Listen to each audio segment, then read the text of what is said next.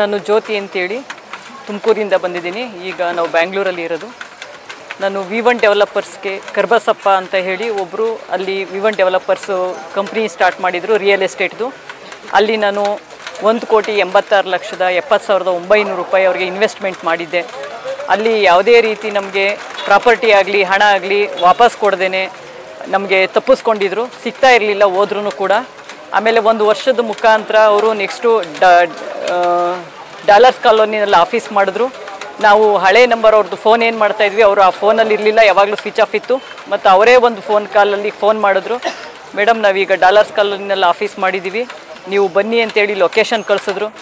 ಅದು ಪ್ರಾಪರ್ಟಿ ವಿಚಾರವಾಗಿ ಮಾತಾಡೋಕ್ಕೆ ಅಂತೇಳಿ ನಾವು ನಮ್ಮ ಇನ್ವೆಸ್ಟರ್ಸ್ ಎಲ್ಲ ಆ ಡಾಲರ್ಸ್ ಕಾಲೋನಿಯಲ್ಲಿರುವಂಥವ್ರ ಆಫೀಸ್ಗೆ ಹೋದ್ವಿ. ಅಲ್ಲೆಲ್ಲ ಅವರು ಹೇಳಿದ್ರು ಈಗೆಲ್ಲ ತುಂಬ ಚೆನ್ನಾಗಿದೆ, ಹಾಸನಲ್ಲೆಲ್ಲ ಒಂದು 500 ಪ್ರಾಪರ್ಟಿ ಇದೆ, ಎಲ್ಲರೂ ಸೇರಿ ಈಗ ನಿಮ್ಮ ಕಸ್ಟಮರ್ಗೆ ಹೇಳಿ ನಮ್ಮ ಪ್ರಾಪರ್ಟಿ ಸ್ವಲ್ಪ ಪ್ರಮೋಷನ್ ಮಾಡಿಸ್ಕೊಟ್ರೆ ನಿಮ್ದು 5% 10% ಆ ಥರ ನಿಮ್ಮ ಅಮೌಂಟ್ನ ಸೆಟ್ಲ್ಮೆಂಟ್ ಮಾಡ್ತೀನಿ ಅಂತ ಹೇಳಿದ್ರು. ನಾವು ಯಾವುದೇ ರೀತಿ ಪ್ರಾಪರ್ಟಿನ ನಾವು ಸೇಲ್ ಮಾಡಿಕೊಡಲ್ಲ ನಿಮಗೆ, ಅದಕ್ಕೂ ನಮಗೂ ಸಂಬಂಧ ಇಲ್ಲ, ನಾವು ಇನ್ವೆಸ್ಟ್ಮೆಂಟ್ ಏನು ಮಾಡಿದ್ದೀವಿ ಅದಕ್ಕೆ ನಮಗೆ ಪ್ರಾಪರ್ಟಿ ಕೊಡಿ, ಇಲ್ಲ ನಮ್ಮ ದುಡ್ಡು ಕೊಡಿ ಅಂತ ಕೇಳಿದ್ವಿ. ಒಂದು 8 ದಿವಸ ಟೈಮ್ ತೊಗೊಂಡ್ರು ಅವರು. ಮತ್ತೆ ಆಮೇಲೆ ನಮಗೆ ಸಿಗಲಿಲ್ಲ. ನಂತರ ಗೊತ್ತಾದಾಗ ನಮಗೆ ಇಲ್ಲಿ ಗುಲ್ಬರ್ಗಾದಲ್ಲಿ ಕೇತಕಿ ಡೆವಲಪರ್ಸ್ ಅಂತ ಹೇಳಿ ಒಂದು 6 ತಿಂಗಳು ಹಿಂದೆ ಆಫೀಸ್ ಮಾಡಿದ್ದಾರೆ ಅಂತ ಗೊತ್ತಾಯಿತು. ಮತ್ತು ಅಥರ್ವ ಹೋಟೆಲಲ್ಲಿ ಪ್ರತಿ ತಿಂಗಳು ಮೀಟಿಂಗ್ ಮಾಡ್ತಾ ಇದ್ದಾರೆ ಅವರು ಪ್ರಮೋಷನ್ ಸಲುವಾಗಿ ಕೇತಕಿ ಡೆವಲಪರ್ಸ್ದು. ಆ ವಿಚಾರ ಗೊತ್ತಾದ ಮೇಲೆ ನಾವು ನಮ್ಮ ಇವರು ಇಮ್ರಾನ್ ಅವ್ರಿಗೆ, ಅವರು ಚಿಕ್ಕಮಗಳೂರು ಜಿಲ್ಲಾಧ್ಯಕ್ಷರಾಗಿದ್ದರು, ಅವ್ರಿಗೆ ಕಾಲ್ ಮಾಡಿದ್ವಿ.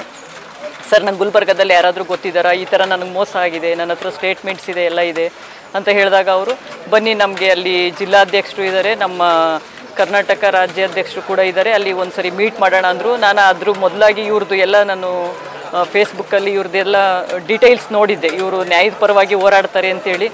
ಆಮೇಲೆ ನಾವು 26ನೇ ತಾರೀಕು ಗುಲ್ಬರ್ಗಾಗೆ ಬಂದ್ವಿ. ನಾವು ನಮ್ಮ ಇನ್ವೆಸ್ಟರ್ಸ್ ಒಂದು 7-8 ಜನ ಎಲ್ಲರೂ ಗುಲ್ಬರ್ಗಾಗೆ ಬಂದ್ವಿ. ಅಥರ್ವ ಹೋಟೆಲಲ್ಲಿ ಉಳ್ಕೊಂಡ್ವಿ. ಏಕೆಂದರೆ ಅಥರ್ವ ಹೋಟೆಲ್ ಹಿಂಭಾಗ ಇವ್ರದ್ದೊಂದು ಪ್ರಾಜೆಕ್ಟ್ ಇತ್ತು ಕರ್ಬಸಪ್ಪ, ಅದು ಉಳ್ಕೊಂಡು ಸಂಜೆ ನೈಟ್ ಸರ್ನ ಮೀಟ್ ಮಾಡಿದ್ವಿ. ನಮ್ಮ ಹತ್ರ ಇರೋ ಡಾಕ್ಯುಮೆಂಟ್ಸ್, ನಾವು RTGS ಮಾಡಿರುವಂಥ ಡಾಕ್ಯುಮೆಂಟ್ಸು, ಬ್ಯಾಂಕ್ ಸ್ಟೇಟ್ಮೆಂಟ್ಸು, ಪ್ಲಸ್ ಅವ್ರ ಜೊತೆಯಲ್ಲಿ ನಾವು ಪ್ರಾಪರ್ಟಿ ವಿಸಿಟ್ ಮಾಡಿದಂಥ ವೀಡಿಯೋಸು ಮತ್ತು ಇದು ಫೋಟೋಸ್ ಎಲ್ಲ ಇತ್ತು. ಇವ್ರಿಗೆ ಮೀಟ್ ಮಾಡಿದ್ವಿ. ಸರ್ ನಮ್ಗೆ ಇಷ್ಟು ಅನ್ಯಾಯ ಆಗಿದೆ ನೋಡಿ, ನಮ್ಮ ಹತ್ರ ಎಲ್ಲ ಇದೆ, ಆದರೆ ನಮಗೆ ದುಡ್ಡು ಕೊಡ್ದೇ ಈ ಥರ ಟೈಮ್ ಹೇಳಿ ನಮಗೆ ತಳ್ತಾ ಇದ್ದಾರೆ. ಆಲ್ರೆಡಿ 4 ವರ್ಷ ಆಯಿತು, ದಯವಿಟ್ಟು ನಮ್ಗೆ ನ್ಯಾಯ ಕೊಡಿಸಿ, ಅವ್ರು ಇಲ್ಲಿ ಬಂದೀಗ ಆಫೀಸ್ ಮಾಡಿದ್ದಾರೆ ಅಂತೇಳಿ ಇವ್ರ ಹತ್ರ ರಿಕ್ವೆಸ್ಟ್ ಮಾಡಿದ್ವಿ.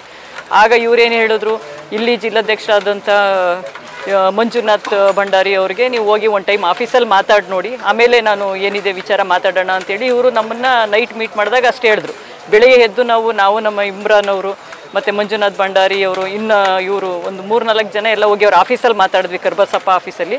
ಅವ್ರು ಆವಾಗಲೂ ಕೂಡ ಅಲ್ಲಿ ಟೀನೂ ಕುಡಿದ್ವಿ, ನಾರ್ಮಲ್ಲಾಗೆ ಮಾತಾಡಿದ್ರು, ದುಡ್ಡೇನಿದೆ ಕೊಡ್ತೀವಿ ಅಂತಲೂ ಹೇಳಿದ್ರು. ಅದಕ್ಕೂ ಕೂಡ ನಮ್ಮ ಹತ್ರ ವೀಡಿಯೋ ಇದೆ, ಅವ್ರ ಹತ್ರ ಮಾತಾಡಿರೋದು. ಅದೆಲ್ಲ ಮಾಡಾದ್ಮೇಲೆ ಸಂಜೆ 5 ಗಂಟೆ 6 ಗಂಟೆ ಆದಮೇಲೆ ಸರ್ಗೆ ನಾವು ಹೇಳಿದ್ವಿ, ಸರ್ ನೀವು ಒಂದು ಟೈಮ್ ನೀವು ಬಂದು ಮಾತಾಡಿ ಅಂತ ನಾನು ರಿಕ್ವೆಸ್ಟ್ ಮಾಡಿದೆ. ಇವ್ರು ಬಂದರು. ಆಗ ಅವರು, ಸರ್ ನಾನು ಮೇಡಮ್ಗೆ ದುಡ್ಡು ಕೊಟ್ಟಿದ್ದೀನಿ, ನಮ್ಮ ಹತ್ರನೂ ಸ್ಟೇಟ್ಮೆಂಟ್ ಇದೆ, ತರಲಿಕ್ಕೆ ನನಗೆ 1 ದಿವಸ ಕಾಲಾವಕಾಶ ಕೊಡಿ, ನೆಕ್ಸ್ಟ್ ಡೇ 3 ಗಂಟೆಗೆ ನಾನು ನಿಮಗೆ ಹೇಳ್ತೀನಿ ಸರ್, 3 ಗಂಟೆ ಅಷ್ಟರಲ್ಲಿ ತರಿಸ್ಕೊಡ್ತೀನಿ ಅಂತ ಹೇಳಿದ್ರು. ಅವ್ರದ್ದೆಲ್ಲ CCBನಲ್ಲಿ ಕೇಸ್ ಇದೆ ಸರ್, ಈ ಥರ ನಂಗೆ ಟೈಮ್ ಕೊಡಿ ಅಂತ ಕೇಳಿದ್ರು ಅವರು. ಸರ್ ಏನು ಹೇಳಿದ್ರು, ನನಗೆ ಆಯ್ತಮ್ಮ, ಅವ್ರು ಸ್ಟೇಟ್ಮೆಂಟ್ ಕೊಡೋರಿಗೆ ಇಷ್ಟು ದಿನನೇ ಇದ್ದೀರಾ, ಇನ್ನೊಂದು ದಿವಸ ವೆಯ್ಟ್ ಮಾಡಿ, ಅವ್ರು ಸ್ಟೇಟ್ಮೆಂಟ್ ಬಂದ ಮೇಲೆ ನೀವು ಇದು ಮಾಡಿ ಅಂತ ಹೇಳಿದ್ರು. 1 ದಿವಸ ವೆಯ್ಟ್ ಮಾಡಿದ್ವಿ. ನೆಕ್ಸ್ಟ್ ಡೇ ನಾವು ಅಥರ್ವದಲ್ಲಿ ಉಳ್ಕೊಂಡಿದ್ವಿ. ಅವರು ಕಾಲ್ ಮಾಡಿದ್ರು, ಕರ್ಬಸಪ್ಪ ಇವರೆಲ್ಲ ಬರ್ತಾರೆ ಮೇಡಮ್, ನೀವು ಮೀಟಿಂಗ್ ಎಲ್ಲರೂ ಬರ್ತಾರಂತೆ, ಅವರು ಇದು ಮಾಡೋಕ್ಕೆ ಅಂತೇಳಿ ಒಂದು ಮೀಟಿಂಗ್ ಅರೇಂಜ್ ಮಾಡಿದ್ರು. ನಾವು ಆ ಮೀಟಿಂಗಲ್ಲಿ 1:30 ಗಂಟೆ ಟೈಮಲ್ಲಿ ಎಲ್ಲರೂ ಸೇರಿದ್ವಿ.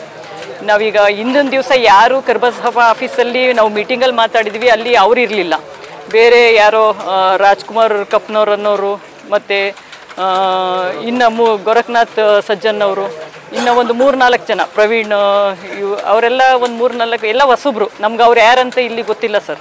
ಅವ್ರ ಜೊತೆನಲ್ಲಿ ಬಂದರು, ಕರ್ಬಸಪ್ಪ ಜೊತೆಲಿ ಮೊದಲು ಮಾತಾಡಿದ್ರು, ಏನಿದೆ ಕೊಡೋಣ, ಟೈಮ್ ಕೊಡಿ, ಹಾಗೆ ಹೀಗೆ ಅಂತೇಳಿ ಮಾತಾಡ್ತಾ ಇವರು ನಮ್ಮ ಮಂಜುನಾಥ್ ಭಂಡಾರಿ ಅವರು ಮತ್ತು ಅರವಿಂದ್ ಅವರು ಇದ್ದರು. ಇವರು ಮಾತಾಡುವಾಗ ಇವರು ಎದ್ದು ರೈಸ್ ಆದರು, EMI ಏನು ನಮ್ಮಕ್ಕೆ ಇದ್ದಾಡ, ಇವರು ಕರ್ಬಸಪ್ಪ ನಮ್ಮ ಅಣ್ಣ ತಮ್ಮ ಇದ್ದಾನೆ, ಅವ್ರ ಪರವಾಗಿ ನೀವು ಯಾಕೆ ಬಂದ್ರಿ ಅಂತ ಕೆಟ್ಟ ಭಾಷೆಗಳಲ್ಲಿ ಬೈದಾಡ್ಲಿಕ್ಕೆ ಸ್ಟಾರ್ಟ್ ಮಾಡಿದ್ರು. ಆಮೇಲೆ ಗೋರಖ್ನಾಥ್ ಸಜ್ಜನ್ ಅವರು ನನಗೆ ಗನ್ ತೋರಿಸಿ ಬೆದರಿಕೆ ಹಾಕಿದ್ರು, ಏನಕ್ಕೆ ಬಂದಿದ್ದೀರಿ ನೀವು, ಎಲ್ಲ ನಿಮ್ಮಿಂದನೇ ಅನ್ನೋ ರೀತಿಯಲ್ಲಿ ಮಾತಾಡಿದರು. ಆವಾಗ ನನ್ನ ಜೊತೆನಲ್ಲಿ ಬಂದಿದ್ದವ್ರು, ಬನ್ನಿ ಮೇಡಮ್ ಇದು ಬೇಡ ಅಂತೇಳಿ ನನ್ನ ಹೊರಗಡೆ ಕರ್ತಂದ್ಬಿಟ್ರು. ಅದಾದಮೇಲೆ ನಾವು ಯಾವುದೇ ರೀತಿ FIR ಆಗಲಿ ಏನಾಗಲಿ ಏನೂ ಮಾಡಿರಲಿಲ್ಲ. ಕರ್ಬಸಪ್ಪ ಅವರೇ ನನ್ನ ಆರೋಪಿ ಒಂದು ಮಾಡಿ, ಮತ್ತು ಇವರು ಹನುಮಂತ ಎಳ್ಸಗಿ ಸರ್ ಯಾವುದೇ ಅಲ್ಲಿ ಸ್ಪಾಟಲ್ಲಿ ಬಂದಿಲ್ಲ, ಏನಿಲ್ಲ, ಇವ್ರನ್ನ ಆರೋಪಿ 2 ಮಾಡಿ ನಮಗೆ ಕಂಪ್ಲೇಂಟ್ ಮಾಡಿದ್ರು. ಈಗ ನಮಗೆ ಅನ್ಯಾಯ ಆಗಿದೆ, ನಮ್ಗೆ ಅನ್ಯಾಯ ಆಗಿದೆ ಅಂತ ನಾವು ಕೇಳ್ಕೊಂಡು ಬಂದಿರುವಾಗ ಅವರು ನಮ್ಮನ್ನೇ ಆರೋಪಿ ಮಾಡಿ ನಮ್ಮ ಮೇಲೆ FIR ಮಾಡಿದ್ರು ಅಂದಮೇಲೆ ನಾನು ಅದ್ರ ಎಗೇನೆಸ್ಟ್ ಮಾಡಲೇಬೇಕಿತ್ತು. ನಾನು ಹೋಗಿ FIR ಮಾಡಿದೆ. ಇರುವಂಥ ವಿಚಾರ ಎಲ್ಲ ನಮಗೆ ಇವರು ಬರೀ ಸುಳ್ಳು ಆರೋಪನೇ ನಮ್ಮ ಮೇಲೆ ಮಾಡಿದ್ದಾರೆ ಅಂತ ನಾನು ಅದಕ್ಕೆ ಇವರು SRD ಸರ್ಗೆ ಅವ್ರಿಗೆ ಏನಂದರೆ, ಸರ್ ನಮಗೆ ಎಲ್ಲ ಡಾಕ್ಯುಮೆಂಟ್ಸ್ ಇದೆ, ಏನಿದೆ ನಮಗೆ ನ್ಯಾಯ ಕೊಡಿಸಿ, ಬೇರೆ ವಿಚಾರಗಳು ಬೇಡ ಅಂತ ಹೇಳಿ ನಾವು ರಿಕ್ವೆಸ್ಟ್ ಮಾಡಿದ್ರಿ ಇವ್ರನ್ನ. ಮತ್ತು ಡಿಪಾರ್ಟ್ಮೆಂಟ್ ಅವರೇ ನನಗೆ ಮತ್ತೆ ಫೋನ್ ಮಾಡಿ ನನಗೆ ಪ್ರಾಣ ಬೆದರಿಕೆ ಹಾಕಿದ್ರು, ನಿಮ್ಮನ್ನು ಊತಾಕ್ತಾರೆ, ನೀವು ಹಿಂಗಾದರೆ ನೀವೇ ಬಂದು ನೀವೇ ನಿಮ್ಮ ತಲೆ ಮೇಲೆ ಇದು ಹೇಳ್ಕೊಂಡು ಹೋಗ್ತೀರಾ ಅಂತೇಳಿ. ನನಗೆ ತುಂಬ ಗಾಬರಿಯಾಗಿ ಪ್ರಾಣ ಬೆದರಿಕೆ ಆದ ತಕ್ಷಣ ಸರ್ಗೆ ತಿರ್ಗಾ ಮತ್ತೆ ಕಾಲ್ ಮಾಡಿದೆ, ಸರ್ ನನಗೆ ಈ ಥರ ಎದುರಿಸ್ತಾ ಇದ್ದಾರೆ ಅಂತ ಹೇಳಿ. ಏಕೆಂದರೆ ನಾವಿಲ್ಲಿ ಪ್ರೊಟೆಕ್ಷನ್ ಕೇಳ್ಕೊಂಡಾಗಲಿ ಅಥವಾ ಯಾವುದಕ್ಕೆ ಆಗಲಿ ಬಂದಿರಲಿಲ್ಲ ಸರ್, ನ್ಯಾಯ ಕೇಳ್ಕೊಂಡು ಬಂದಿದ್ದೀವಿ. ಆದರೆ ಇಲ್ಲೇ ನಮಗಿಷ್ಟು ಅನ್ಯಾಯದ ವಿರುದ್ಧನೇ ನಮಗೆ ಮಾತಾಡೋರು ಈಗ ಎಳ್ಸಗಿ ಸರಿದ್ದಾರೆ ಅನ್ಕ ನಾವು ಬಂದಾಗ, ನಾವು ನ್ಯಾಯವಾಗಿ ಇರೋರಿಗೆ ಇಷ್ಟು ಅನ್ಯಾಯ ಆಗ್ತಿದೆ ಅಂದಾಗ ನನ್ನ ಅಂತಲ್ಲ ಸರ್, ನನ್ನ ವಿಚಾರ ಬಿಡಿ, ನಾನು 600 ಕಿಲೋಮೀಟ್ರಿಂದ ಒಂದು ಹೆಣ್ಮಗಳು ಬಂದು ಇಲ್ಲಿ ಇದು ಫೇಸ್ ಮಾಡ್ತಾ ಇದ್ದೀನಿ ಅಂದಾಗ ನೀವು ಗುಲ್ಬರ್ಗ ಜನತೆನೂ ಖಂಡಿತ ಯೋಚನೆ ಮಾಡಬೇಕಾಗಿರೋ ವಿಚಾರ. ಇದೇ ರೀತಿ ನಿಮ್ಮ ಹೆಣ್ಮಕ್ಳಲ್ಲಿ, ನಿಮ್ಮ ಅಕ್ಕ ತಂಗಿರಲ್ಲಿ ಆಗಿದ್ರೆ ಯಾವ ರೀತಿ ಮಾಡ್ತಿದ್ರಿ, ಹೇಗೆ ಮಾಡ್ತಿದ್ರಿ? ನಮ್ಮ ಕರ್ನಾಟಕದಲ್ಲೇ ನಾವು ಕರ್ನಾಟಕದವ್ರು ಬದುಕಕ್ಕೆ ಅವರು ಇವರು ಅಂತ ನಾವು ಹೊಡೆದಾಡ್ತಾ ಇದ್ದೀವಿ ಅಂದಾಗ ಇದನ್ನು ದಯವಿಟ್ಟು ಡಿಪಾರ್ಟ್ಮೆಂಟ್ವ್ರಿಗೂ ಒಂದು ರಿಕ್ವೆಸ್ಟು, ಇವರು ಡಿಪಾರ್ಟ್ಮೆಂಟಲ್ಲೇ ಕೆಲಸ ಮಾಡೋರು ಯಾವ ರೀತಿ ಕೆಲಸ ಮಾಡ್ತಾರೆ, ನ್ಯಾಯ ಕೇಳೋರ ಬಗ್ಗೆ ಏನು ಪ್ರಾಣ ಬೆದರಿಕೆ ಕೊಡ್ತಾರೆ, ಅವೆಲ್ಲ ಯೋಚನೆ ಮಾಡಿ ದಯವಿಟ್ಟು ನನಗೆ ಮೀಡಿಯಾ ಮುಖಾಂತರನೂ ನನ್ನ ರಿಕ್ವೆಸ್ಟ್ ಇಷ್ಟೇ, ನನಗೆ ನ್ಯಾಯ ಕೊಡಿಸಿ ಅಂತ ನಾನು ಕೇಳ್ಕೊಳ್ತಾ ಇದ್ದೀನಿ ಸರ್.